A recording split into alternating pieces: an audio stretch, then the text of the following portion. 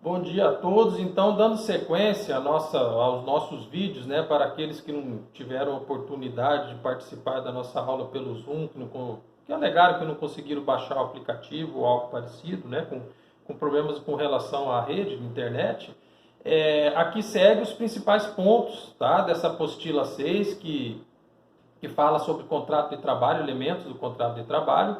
Então, vamos rever alguns principais pontos dessa apostila. Primeiramente, o que devemos ter em mente num contrato de trabalho? O contrato de trabalho não se diferencia muito do contrato civil, até porque o que especifica os elementos necessários para a realização do contrato de trabalho, vocês não acham na CLT, vocês só acham no Código Civil, conforme eu coloquei na apostila para vocês, né, a partir do artigo 2º do Código Civil. Então, para a validade de um contrato de trabalho, ele necessita primeiramente de alguns elementos, tá? Qual que é o principal e primeiro elemento? É a capacidade. O que é capacidade? Existem dois tipos de capacidade jurídica. Capacidade de gozo e capacidade de fato ou exercício. O que é a capacidade de gozo? É aquela pessoa física que ela tem a capacidade de estar no mundo exercendo tudo que a sociedade, por intermédio das normas, beneficia aquela pessoa. A proteção da saúde pública, a proteção da segurança pública, né, a organização social, os direitos e assim por diante. Todos os direitos que aquela pessoa física exerce. Já a capacidade de fato e a capacidade de exercício é quando a pessoa ela tem condição de estar em juízo. O que é estar em juízo? É ter a condição de realizar um negócio jurídico.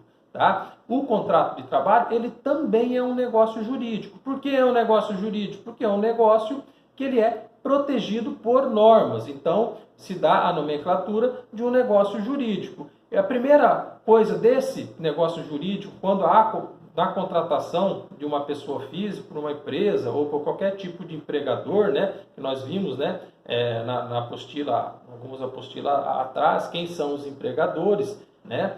Então, ela precisa ter a capacidade. Mas quando essa pessoa tem a capacidade? Ela se divide em duas possibilidades. Quando ela tem, né, as suas faculdades mentais normais, que é a saúde mental, né, que assim na lei fala, né, ela tem a sua saúde mental. E a segunda, ela tem a capacidade por idade. O que é a capacidade por idade? Maior de 18 anos. Maior de 18 anos, capacidade plena. Mas, professor, eu posso contratar menor. Tanto é que nós vimos na aula passada, na apostila passada, que tem o tipo de contrato aprendiz, tem o tipo de contrato de estágio que você pode contratar pessoas também menores de idade. E você também, nós vimos que pode contratar, né, uma pessoa com um vínculo normal de emprego menor de idade também. Sim, e como se divide isso? Se divide em capacidade relativa, tá? E os incapazes. Você pode contratar alguém com capacidade relativa? Sim. Quem são essas pessoas?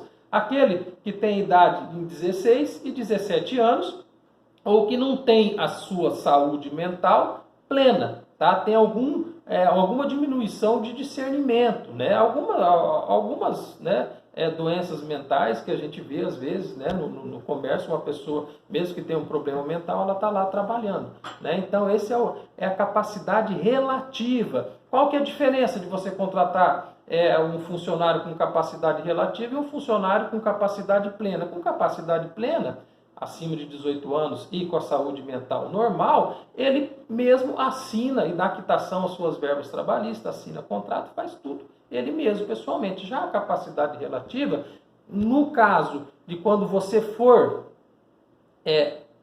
mandar embora esse funcionário seu como administrador, o que você vai fazer? Você vai ter que ter alguma pessoa responsável por aquele capaz, relativamente capaz, para assinar, tá, a demissão, por exemplo, ou o término do vínculo, né, do contrato de trabalho. Então, a pessoa com capacidade relativa, a primeira coisa, ela precisa, quando ela sai desse emprego, ela para de trabalhar na empresa, ela precisa de alguém que dê quitação às suas verbas trabalhistas. O que é dar quitação às verbas trabalhistas? Aquela pessoa ela tem que assinar, tá, o termo de demissão ou de término de vínculo de contrato de trabalho, tem que ter uma pessoa responsável por aquele menor ou por aquela pessoa com discernimento reduzido para assinar. tá? Discernimento reduzido, menores de 16 e 17 anos, capacidade relativa, tá? Outra coisa, com relação à capacidade relativa, essas pessoas de capacidade relativa, principalmente os menores de 16 e 17 anos, eles não podem trabalhar em local insalubre e local que é considerado periculoso, atividades periculosas. Mas aonde que eu vou ver isso, professor? Como que eu sei que aquela atividade da minha empresa ela é insalubre ou periculosa? Por exemplo, a gente nem imagina, mas existe oficina de motores, por exemplo, é considerada atividade insalubre, dependendo do tamanho desse 10, do volume, né? Dos motores, postos de gasolinas, empresas de segurança, assim, é muito comum, tá? Muitas atividades elas se enquadrarem como insalubres ou como periculosas. Como que eu vou saber? No site do Ministério do Trabalho. Lá existem as portarias, é só procurar no site, que elenca todas as atividades que são consideradas insalubres ou periculosas. Tá? Então, aquele relativamente incapaz que é menor de 18 anos não pode trabalhar nessas atividades insalubres e periculosas. E também no trabalho noturno. Tá? Restaurantes ou algumas empresas que trabalham até mais tarde, shopping, como cinemas, né, e assim por diante. Então tem que cuidar com isso. Por que tem que cuidar com isso? Porque se você não olha a legislação, você contrata um trabalhador relativamente capaz, menor, né, para certas atividades, você pode receber uma multa do Ministério do Trabalho. Tá? E as multas são caras, são pesadas. Você pode posteriormente receber uma condenação na Justiça do Trabalho por esse fato. Então tem que tomar muito cuidado. Outra coisa, o menor aprendiz, ele é considerado incapaz, porque todo aquele maior de 18 anos, né, que tem as faculdades mentais, é considerado normais, é considerado totalmente capaz. O menor de 16, 17 anos relativamente capaz, e o menor de 16 anos é incapaz, não poderia trabalhar. Não pode trabalhar com o vínculo normal, mas nós já vimos lá na apostila passada que existe o menor aprendiz. Tá? Esse totalmente capaz, que é o menor aprendiz que você pode contratar, como nós já vimos, com 14 anos em diante, como menor aprendiz, necessita até mesmo, não só na rescisão do contrato de trabalho, mas também quando você inicia o contrato de trabalho, necessita, primeiramente, que seja um contrato expresso e escrito, e necessita que exista um responsável por ele também. Tá?